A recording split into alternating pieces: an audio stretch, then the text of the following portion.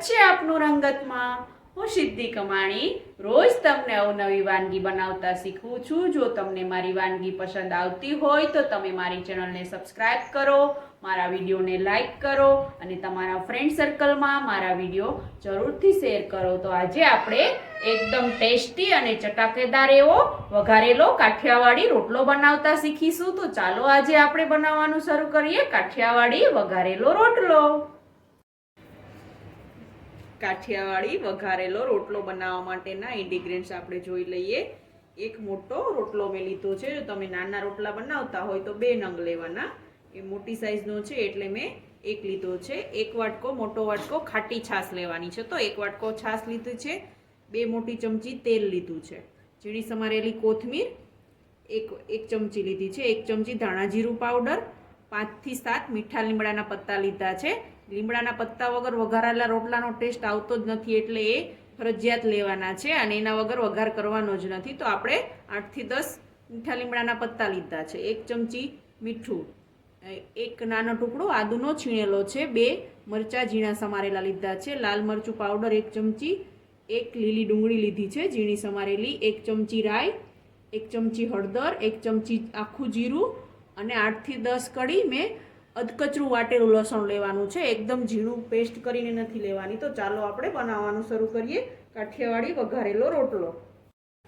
કાઠિયાવાડી વઘારેલો રોટલો બનાવવા માટે આપણે પહેલા જે રોટલો લીધો છે એના આપણે મીડિયમ નાના ટુકડા કરી લેવાના છે। અને તમને જો ટુકડા ના પસંદ હોય અને ભૂકો પસંદ હોય તો એકદમ ભૂકો કરી લેવાનો છે। અને રોટલાને આપણે 4 થી 5 કલાક વેલો બનાવી અને પછી એનો ભૂકો કે ટુકડા કરશો તો તે એકદમ આસાનીથી થઈ જશે। તો આવી રીતે એના ટુકડા કરી અને આપણે એના નાના ટુકડા કરી લેશું, અથવા આવી રીતે હાથ વડે તમે અધકચરો ભૂકો પણ કરી શકો છો।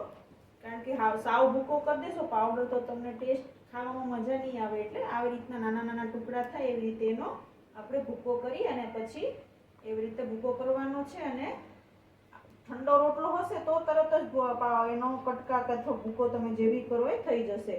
ગરમ રોટલાના ભૂકો કે કટકા થતા નથી, એટલા માટે આ વઘારેલો રોટલો જ્યારે બી તમે બનાવો ત્યારે 5 થી 6 કલાક વેલો બનાવેલો રોટલો વાપરવો, જેથી એ આરામથી એના ભૂકો અથવા કટકા થઈ જાય અને તમને આસાની રહે કટકા અથવા ભૂકો કરવામાં ને ટેસ્ટ પણ ખૂબ જ સારો આવે।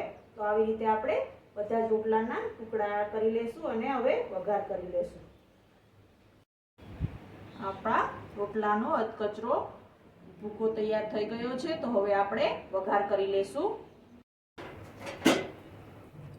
હવે આપણે વઘાર કરીશું। વઘાર માટે આપણે ગેસ પર એક પેન ગરમ કરવા માટે મૂકીશું અને પેનની અંદર જે 2 મોટી ચમચી તેલ લીધું હતું તે એડ કરીશું। આપણું તેલ ગરમ થાય પછી આપણે વઘાર કરવાનો છે। તો હવે આપણે ગેસની ફ્લેમ હાઈ રાખી અને તેલ ગરમ થાય પછી વઘાર કરીશું। તેલ ગરમ થઈ ગયું છે, તો હવે આપણે વઘાર માટે તેલની અંદર જે મેં 1 ચમચી રાઈ લીધી હતી તે એડ કરીશું। રાઈ તતડી જાય પછી આપણે જીરું એડ કરીશું 1 ચમચી। પછી આપણે એમાં થોડી હળદર નાખવાની છે, થોડીક જ વઘાર પૂરતી 1 ચપટી હળદર નાખીશું। મીઠા લીમડાના પત્તા એડ કરીશું। આદુનું છીણેલો આદુ છે તે આપણે એડ કરીશું। મરચાંના ટુકડા ઝીણા સમારેલા છે તે એડ કરીશું।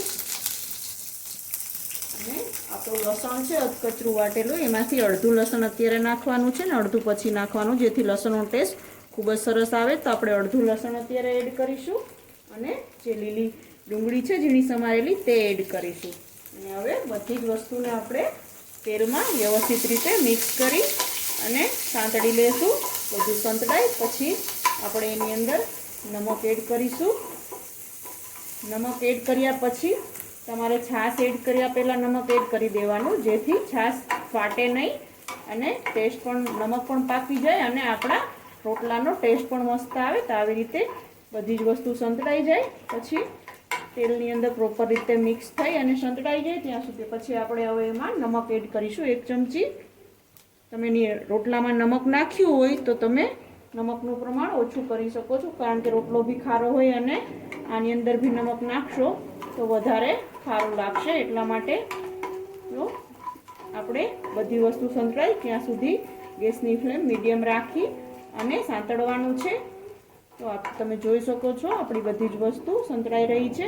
અને તમે જ્યારે બી વઘારેલો રોટલો બનાવો ત્યારે રોટલો જો તમે બપોરે બનાવો હોય તો તમારે રોટલો સવારે બનાવી લેવાનો, જેથી એનો ભૂકો બી સરસ થાય અને ટેસ્ટ પણ ખૂબ જ સરસ આવશે. અને સાંજે બનાવવો હોય તો તમારે બપોરે રોટલો બનાવી લેવો, જેથી એનો આપણે ભૂકો કરવામાં સરળતા રહે. તો હવે આપણે એની અંદર બધા જ મસાલા એડ કરી દઈએ.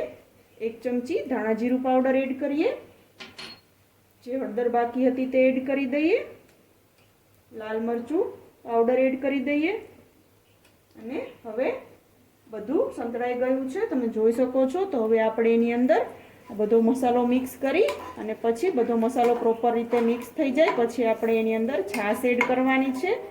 અને છાશ એડ કર્યા પછી સતત ચમચાને આપણે હલાવતા રહેવાનું છે, જેથી આપણી છાશ ફાટે નહીં.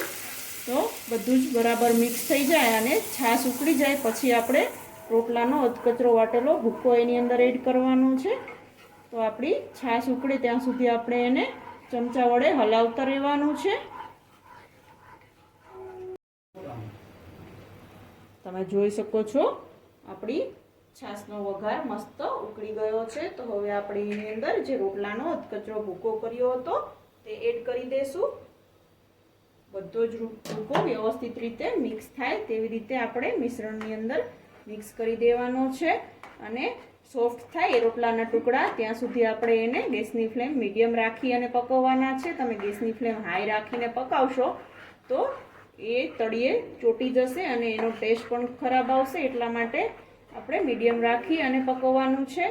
તો હવે આપણે જે લસણ બાકી રાખ્યું હતું તે એડ કરી દેવાનું છે, જેથી લસણનો ટેસ્ટ ખૂબ જ સરસ આવશે. લસણ લાસ્ટમાં એડ કરશો તમે તો એનો ટેસ્ટ ખૂબ જ સારો આવે છે. કોઈ પણ રેસીપી બનાવો તમે લસણનો ટેસ્ટ વધારે જોતો હોય તો આવી રીતે લસણ અડધું લાસ્ટમાં એડ કરવાનું, જેથી એનો ટેસ્ટ ખૂબ જ સારો આવે. તો તમે જોઈ શકો છો આપણો વઘારેલો રોટલો તૈયાર થઈ ગયો છે, એકદમ મસ્ત ટેસ્ટી અને ચટાકેદાર. તો ચાલો એને આપણે કોથમીરથી ગાર્નિશ કરી અને સર્વ કરી લઈએ. તો તૈયાર છે આપણો એકદમ ટેસ્ટી અને ચટાકેદાર એવો કાઠિયાવાડી વઘારેલો રોટલો. આ રોટલાને તમે થોડી એમથી ભૂખ લાગી હોય, રોંઢે નાના બાળકોને ભૂખ લાગી હોય તો ત્યારે તમે બનાવીને ખવડાવી શકો છો. તો આ રોટલો તમે ઘરે જરૂરથી ટ્રાય કરજો અને તમને કેવો લાગ્યો તે મને કમેન્ટ બોક્સમાં જરૂરથી જણાવજો. કેવી લાગી આજની રેસીપી તમને? જો તમને મારી રેસીપી ગમી હોય તો તમે મારી ચેનલને સબસ્ક્રાઇબ કરો, મારા વિડીયોને લાઈક કરો અને તમારા ફ્રેન્ડ સર્કલમાં મારા વિડીયો જરૂરથી શેર કરો. તો રોજ આવી અવનવી વાનગીઓ જોવા માટે જોતા રહો રંગત, ખાણીપીણીના શોખીન ગુજરાતીઓની. Thanks for watching.